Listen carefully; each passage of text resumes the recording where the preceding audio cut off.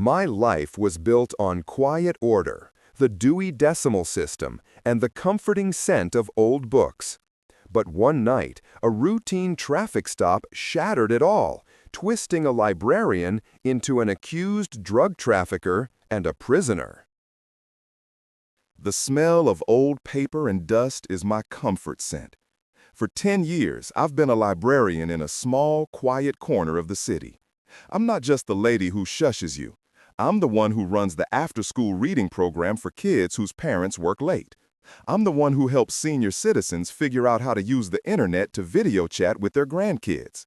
My life was built on order, on the Dewey Decimal System, on the quiet, predictable rhythm of a community hub.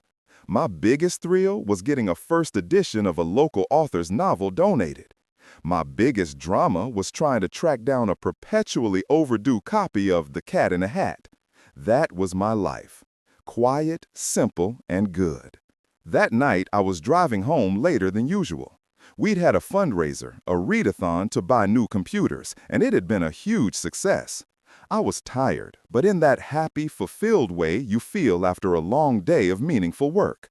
I was thinking about my mom, about the pot of soup I'd left warming for her on the stove. Her chemotherapy treatments left her weak, and my being there, my boring, predictable presence, was her anchor. I was her anchor. That's when the world tilted. Red and blue lights suddenly filled my rearview mirror, painting my face in strokes of panic. My heart hammered against my ribs. I did a quick mental check. Was I speeding? No, I'm a chronic slow driver. Did I run a stop sign? I didn't think so. I pulled over to the side of the road, my hands already trembling as I fumbled for my license and registration. The officer who approached my window was a silhouette against the blinding headlights of his cruiser.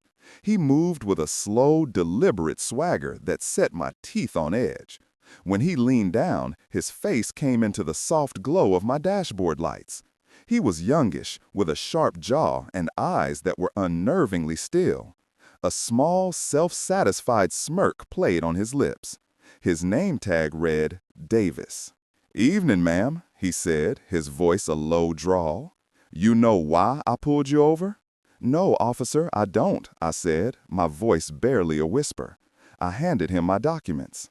He glanced at them for a fraction of a second before his eyes settled back on me. "You've got a broken tail light." I felt a small wave of relief. A tail light, a fix-it ticket. Okay, I could handle that. "Oh, I'm so sorry, officer. I had no idea. I'll get it fixed first thing in the morning." He didn't respond. He just kept staring at me, that little smirk never leaving his face. He sniffed the air dramatically. "Smells like marijuana in here." My blood ran cold. "What? No, there isn't. I don't smoke. I've never—" "I'm gonna need you to step out of the car, ma'am," he said, his voice suddenly hard as steel. He wasn't asking. Every nerve in my body was screaming. This wasn't right. This wasn't happening. I got out of the car on shaky legs, my sensible librarian shoes feeling flimsy on the gritty asphalt. He told me to stand by the curb, and I watched helpless as he began to search my car. My little 10-year-old sedan, the car I used for grocery runs and taking my mom to doctor's appointments. He tossed my tote bag onto the hood, spilling out a well-worn copy of Pride and Prejudice and a half-eaten granola bar. He rifled through my glove compartment, leaving a flurry of napkins and old receipts in his wake. He was being theatrical, making a show of looking in all the obvious places first. Then he moved to the passenger side. He knelt down, his arm disappearing under the seat. A moment later, he pulled it back out. In his hand was a brown paper package, about the size of a brick, sealed with thick layers of packing tape. My mind simply couldn't process what I was seeing. It was like watching a movie, a scene completely disconnected from my reality. "Well, well," Officer Davis said, standing up and holding the package as if it were a trophy. What is that?" I stammered, my voice cracking. "I've never seen that before in my life. That is not mine." He chuckled, a low, ugly sound. "That's what they all say." He walked towards me, dangling the package in front of my face. You're in a whole lot of trouble, ma'am. A whole lot. Tears were streaming down my face now. Please, you have to believe me. Someone must have put it there. This is a mistake. I'm a librarian. I take care of my sick mother. His smirk widened into a full-blown grin. He dropped the package into a clear evidence bag he retrieved from his trunk, then turned back to me, his eyes gleaming with a kind of predatory triumph. He pulled out his handcuffs. The metallic click as he unlocked them echoed in the quiet night. Turn around, hands behind your back. The cold steel clamped around my wrists. It was a feeling I'll never forget. The weight of it, the finality. He pushed me roughly towards his cruiser, my shoulder bumping hard against the frame as he shoved me into the back seat. The door slammed shut, sealing me in a cage of plastic and wire mesh. I watched as he walked back to my car, and placed the evidence bag carefully on the passenger seat. He got into his driver's seat and looked at me in the rearview mirror. His eyes were alight with victory. He picked up his radio, but before he keyed the mic, he looked at me again. He held up the evidence bag, the brown paper brick inside perfectly visible. "You're looking at a long time, Maya," he said, his voice laced with a sick, satisfied pleasure. "It's not every day you find a whole kilo of pure cocaine just sitting in a librarian's car." The world was spinning. My life was over. My mom, the kids at the library, everything was shattering into a million pieces. But through the fog of terror and despair, his words snagged on something in my brain. They replayed in my head. A whole kilo of pure cocaine. The package was a brown paper bag. It was sealed with packing tape. He never opened it. He never tested it. In the middle of my world collapsing, a single crystal-clear thought cut through the panic. How did he know exactly what was inside? That single thought was an anchor in the storm of my panic. How did he know? The question looped in my mind, a frantic, repeating drumbeat against a siren's wail. I sat bolt upright in the back of the cruiser, my wrists aching from the cuffs. I watched him in the rearview mirror, but he wasn't looking at me anymore. He was just a cop who'd made a big drug bust, a hero. And I was the villain, a quiet librarian turned narcotics trafficker. The whole thing was a lie, a stage play, and I was the unwilling star. The police station was exactly as you'd see on TV, only colder and smelling vaguely of bleach and despair. I was fingerprinted, my ink-stained fingers feeling alien and criminal. They took my mug shot, the flashbulb popping in my face as I tried to keep my expression neutral, to not look like the terrified, weeping mess I was inside. They took my shoes, my purse, my copy of Pride and Prejudice. Every piece of my quiet, ordinary life was cataloged and sealed away in a plastic bag. I was put in a holding cell with a concrete bench and a toilet with no seat. The heavy metal door slammed shut with a sound that vibrated through my bones. I was alone. The adrenaline began to fade, replaced by a deep, crushing dread. My mom. Oh God, my mom. She'd be worried sick. I had to call her. Hours later, they let me make my one phone call. My hands shook so badly I could barely dial the number. Her voice when she answered was weak but laced with anxiety. "Maya? Honey? Is everything okay? You're so late." I took a shaky breath. "Mom," I started, but my voice broke. I couldn't tell her the truth. Not like this. Not when she was already so fragile. "Mom, there's been a mix-up at work with the fundraiser money. I have to stay and help sort it out. I might be here all night." It was a pathetic lie, but it was the best I could do. I could hear the confusion in her voice. "All night? Maya, what's going on?" "It's just protocol, Mom. Please don't worry. I'm fine. Just make sure you eat the soup and take your meds. I love you." I hung up before she could ask another question, pressing my forehead against the cold, grimy wall of the phone booth, silent tears finally carving hot tracks down my cheeks. The next morning I was assigned a public defender. Her name was Sarah Jenkins. She walked into the small, windowless meeting room with a file that was already too thick and an expression that said she'd heard it all before. She was sharp, with tired eyes and a no-nonsense haircut. "Maya Thompson," she said, sitting down opposite me. "I've read the arresting officer's report, Officer Davis. A kilo of cocaine is a serious charge. They're not going to be offering any deals." I looked at her, my last shred of hope. It wasn't mine. He planted it. Sarah sighed, a small, weary sound. "Miss Thompson, 99% of my clients tell me the drugs weren't theirs." "But he knew," I blurted out, leaning forward. "He knew what it was before he even opened it. The package was sealed, a brown paper brick wrapped in tape. He pulled it from under my seat, and he immediately said it was a kilo of pure cocaine. He never tested it, he never looked inside. How could he possibly have known that?" For the first time, a flicker of something other than professional exhaustion crossed Sarah's face. She paused, her pen hovering over her legal pad. "He said that? You're sure?" "I am 100% sure," I said, my voice gaining a strength I didn't know I had. "It was on the side of the road, right after he handcuffed me. He held up the evidence bag and said those exact words. It has to be on his body camera or the dash cam. You have to get that footage." She studied me for a long moment, her tired eyes searching my face. "A broken tail light was the reason for the stop? That's what he said. I didn't even know it was broken." She jotted down a few notes. "Okay," she said, her tone shifting slightly. It was less dismissive, more focused. "I'll file a discovery motion for all video and audio from the stop. His body cam, the cruiser's dash cam, everything. But Maya," she said, meeting my eyes, "I need you to be prepared. Often, with cases like this, that footage mysteriously gets corrupted. Or the camera was malfunctioning. Don't pin all your hopes on it." After she left, I was taken back to my cell. The hours crawled by. I replayed the traffic stop over and over in my mind, searching for a clue, a reason. Why me? I'd never seen Officer Davis before in my life. I was a nobody, a librarian. It made no sense.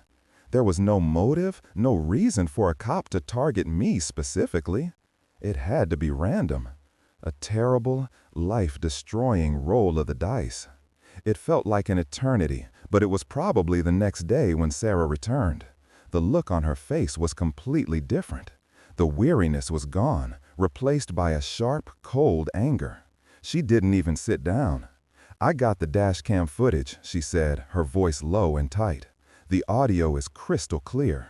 You were right. He calls it a kilo of cocaine before he's even put it in his car." A wave of relief so intense it almost made me sick washed over me. So that's it? That proves it?" "It proves he had prior knowledge, which is a huge step," she said, holding up a hand. "But it's not the most important thing I found. I did some digging before I came here. I ran the plates on your 10-year-old sedan, Maya. I pulled the most recent service record from your mechanic, the one from 3 weeks ago when you got your oil changed and your tires rotated." I stared at her, confused. "What about it?" Sarah's eyes bored into mine. "According to your mechanic, you had a full vehicle inspection. He replaced the headlight bulb. Your brake lights, your turn signals, your tail lights, they were all in perfect working order." My breath hitched. "So the tail light, it wasn't broken?" "No," she said, leaning closer, her voice dropping to a whisper. "It wasn't. The dash cam footage confirms it. I watched the 30 minutes leading up to the stop. Both of your tail lights are shining bright and clear. The probable cause for the traffic stop was a complete fabrication." I felt a dizzying surge of hope. It was a lie, all of it. I was going to be okay. "But that's not all," Sarah continued, her expression hardening. "That's not the part that's going to keep me up all night." "What is it?" I asked, my heart starting to pound again. She slid a still image printed on a piece of paper across the metal table. It was a grainy shot from the dash cam, time-stamped an hour and 15 minutes before he pulled me over. It showed a street corner. I recognized it instantly. It was the corner right outside my library.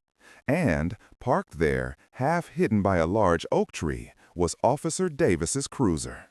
"This wasn't a random stop, Maya," Sarah said, her voice grim. "He wasn't on patrol. He was sitting there for over an hour. He was waiting for you." The world had shrunk to the 4 concrete walls of my cell, so when Sarah said he'd been waiting for me, it shattered them, expanding my prison to the entire city. It wasn't random. It was personal. Someone wanted to destroy me, and they had sent Officer Davis to do it. The question of how he framed me was replaced by the terrifying, all-consuming question of why. My bail hearing felt like an out-of-body experience. I was led into the courtroom in an orange jumpsuit and shackles, a librarian in chains. I scanned the room, my heart hammering. My mom wasn't there. I had begged Sarah to keep her away, to spare her this. The room was mostly empty, except for a stern-faced judge, a prosecutor who looked at me with open disdain, and, sitting at the prosecution's table, Officer Davis.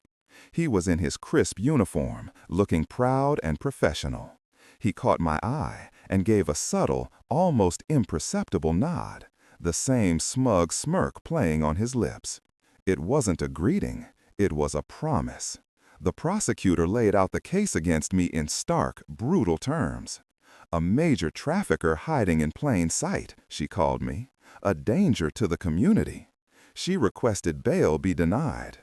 As she spoke, I felt myself shrinking, the version of me she was describing, this monster, threatening to swallow the real me whole.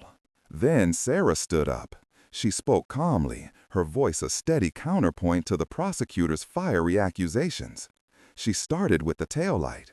"Your Honor, we have a signed affidavit from Miss Thompson's mechanic, dated 3 weeks prior to the arrest, stating the vehicle's lights were all in perfect working order." She then motioned for the courtroom clerk. "Furthermore, we have the dashcam footage from Officer Davis's own cruiser, which clearly shows both of Miss Thompson's taillights functioning perfectly for the entire 30 minutes. The entire premise for this traffic stop was a lie." A murmur went through the courtroom. The judge leaned forward, his expression shifting from stern to intrigued. Davis's smirk faltered, just for a second. "And that's not the most troubling part of this footage, Your Honor," Sarah continued, her voice gaining strength. "I'd like to play a short audio clip from the moment of the alleged discovery." The audio crackled through the courtroom speakers. I heard my own panicked voice, then Davis's low drawl, and then the words that had been seared into my brain. "You're looking at a long time, Maya. It's not every day you find a whole kilo of pure cocaine just sitting in a librarian's car." Sarah paused the audio. "Your Honor, the package was sealed. It was never opened, never field tested. Yet Officer Davis, with a certainty that defies all logic and protocol, knew its exact contents and weight. The only way he could have known that is if he's the one who put it there." Davis was now staring straight ahead, his jaw tight, a muscle twitching in his cheek. The prosecutor looked blindsided. "Finally," Sarah said, delivering the final blow, "the footage shows that this was not a random stop. Officer Davis's cruiser was parked on a side street viewing the library where Miss Thompson works for 1 hour and 15 minutes before she left. He wasn't looking for crime, Your Honor. He was waiting for her." The courtroom was silent. The judge looked from Sarah to the prosecutor, and then his gaze settled on Officer Davis, a long, hard stare that seemed to pin him to his chair. He cleared his throat. "In light of the evidence presented by the defense, which I find deeply disturbing, the defendant is released on her own recognizance, and I am ordering the department to open an immediate internal affairs investigation into the conduct of Officer Davis." The sound of the gavel felt like a gunshot. I was free. As they unlocked my shackles, I looked over at Davis. The smirk was gone, replaced by a look of pure, cold fury. Our eyes locked, and in that moment, I knew this wasn't over. I hadn't won. I had just punched a bear in the nose, and now it was angry. The reunion with my mom was a blur of tears and whispered assurances. Seeing the toll my 2 days in jail had taken on her fragile health filled me with a fresh wave of rage. Someone had done this. Someone had targeted me, and in doing so, they had hurt my mother. It made my resolve harden into steel. I couldn't go back to the library yet. I was on administrative leave pending the investigation. My quiet little house, once my sanctuary, now felt like a fishbowl. Every car that drove by too slowly, every creak of the floorboards sent a jolt of fear through me. He knew where I lived. He knew where I worked. He had been watching me. Sarah and I spent hours on the phone, racking our brains. "It has to be someone you know, Maya," she insisted. "A cop doesn't go to these lengths for a stranger. Think. Anyone you've had a conflict with? A disgruntled patron? An angry ex?" I went through the list, but it all led to dead ends. My life was boring. I didn't have enemies. The most dramatic event at the library in the past year was when we had a small flood in the children's section. "The library," I whispered, more to myself than to her. He was watching the library. An idea sparked. "Sarah, can you get me the security footage from the library, from the weeks leading up to the arrest?" 2 days later, a hard drive arrived by courier. I plugged it into my laptop, my hands trembling slightly. I spent the rest of the day and most of the night staring at grainy black and white footage of my quiet, ordinary workplace. I watched people check out books, kids doing homework, seniors struggling with the computers. It was mind-numbingly dull. I was looking for Davis, for a sign of him casing the place, but there was nothing. I was about to give up, my eyes burning from exhaustion, when I decided to check the footage from a different camera, the one pointing towards the public computer terminals. I fast-forwarded through hours of footage. Then I saw him. It was 2 weeks before the arrest. He was in plain clothes, leaning against a bookshelf. My heart leapt into my throat. He was there, and he wasn't alone. He was talking to someone, a patron sitting at one of the computers. The angle was poor. The patron's back was mostly to the camera. It was a man, older, with thinning gray hair. Davis was talking animatedly, occasionally gesturing towards the main circulation desk, where I would have been sitting. I squinted, trying to get a better look at the man he was talking to. He turned his head slightly to laugh at something Davis said. The movement was familiar. The gray sweater vest was familiar. My blood turned to ice. It couldn't be. It just couldn't be. The man stood up to leave. As he turned, the camera caught a clear profile of his face for less than a second, but it was enough. It was Mr. Henderson, the sweet, doting grandfather from my Tuesday morning senior computer class. The man I had spent months patiently teaching how to email photos to his grandchildren. And he was shaking hands with the cop who had planted a kilo of cocaine in my car. My world, which had already been turned upside down, started spinning in reverse. Mr. Henderson, kind, bumbling Mr. Henderson, who always brought me shortbread cookies and called me kiddo, the man who couldn't figure out how to attach a photo to an email, was somehow connected to a corrupt cop who was trying to send me to prison for life? It was impossible. It was insane. It was the only lead I had. I called Sarah immediately, my voice a frantic whisper. "It's Mr. Henderson. I don't know how, but he's involved." I sent her the screenshot from the security footage. The silence on the other end of the line was heavy. "Maya," she finally said, her voice tight with a new kind of urgency. "Stay in your house. Lock the doors. Don't talk to anyone. I'm going to make some calls. I think I know what's going on." The next few hours were the longest of my life. I paced my small living room, every shadow a threat, every noise a sign of impending doom. My mom was asleep, medicated and blissfully unaware of the fresh hell that had opened up beneath us. I just sat in the dark, watching the street, my phone clutched in my hand like a lifeline. When Sarah called back, her voice was grim. "You were right, Maya. It's him, but he's not who you think he is." She took a deep breath. "Mr. Henderson, or rather Marcus Thorne, is Officer Davis's father." The floor dropped out from under me. His father? Yes. He's been using his mother's maiden name, Henderson. And he's not just some sweet old man. He's a real estate developer, a very wealthy, very ruthless one. He's been trying to buy the entire city block your library is on for the past 5 years. Suddenly, fragmented pieces started clicking into place. The city council meetings, the passionate speeches from my boss, from community members, from me, about the library being a historical landmark and an essential public service. The repeated, aggressive offers from a faceless development corporation to buy the land. He wants to tear it down, I said, the realization dawning on me like a cold gray sunrise. Exactly, Sarah confirmed.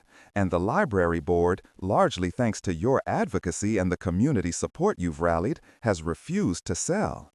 Every appeal he's made has been shut down.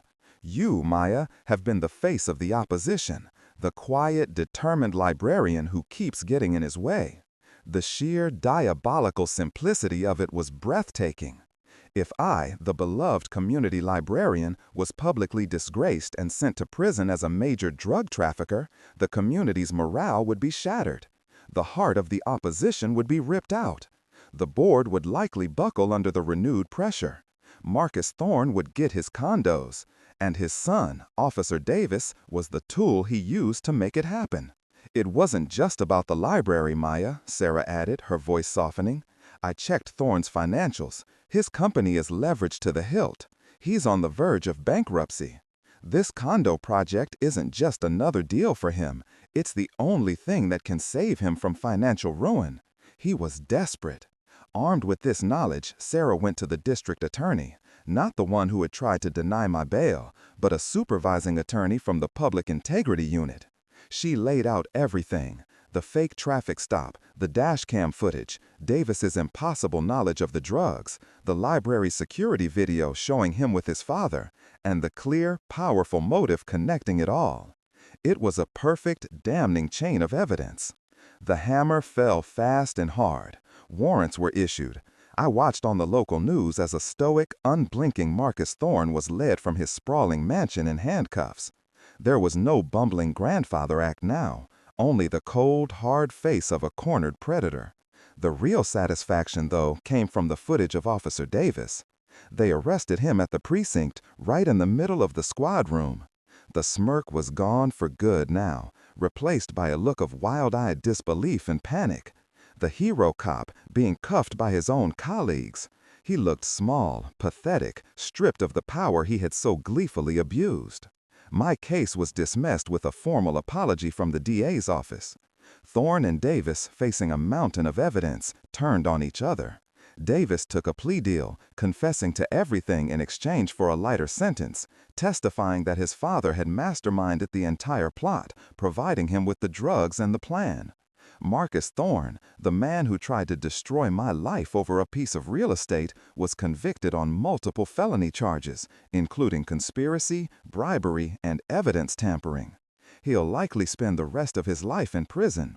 Davis ended up behind bars too, trading his blue uniform for an orange jumpsuit, his badge for a prisoner ID number. The library was saved. In fact, the story became so huge that donations poured in. We got our new computers and a new roof and a fully funded expansion of the after-school program. I went back to work a week later. Walking through those doors wasn't a return to my old quiet life. It was a reclaiming. When I stepped behind the circulation desk, the entire room, kids, parents, seniors, erupted into applause. My quiet, simple, good life had been threatened, but it hadn't been broken. It had been forged in fire, and it came out stronger. Sometimes, when the library is quiet, I think about Officer Davis sitting in a cell, surrounded by concrete and steel, the same way I was. He tried to frame an innocent woman, not realizing that the system he twisted for his own gain had a way of snapping back. He tried to put me in a cage, but in the end, the only person he trapped was himself. My comfort scent is still old paper and dust, but now it's mixed with something else. The sweet, satisfying smell of justice.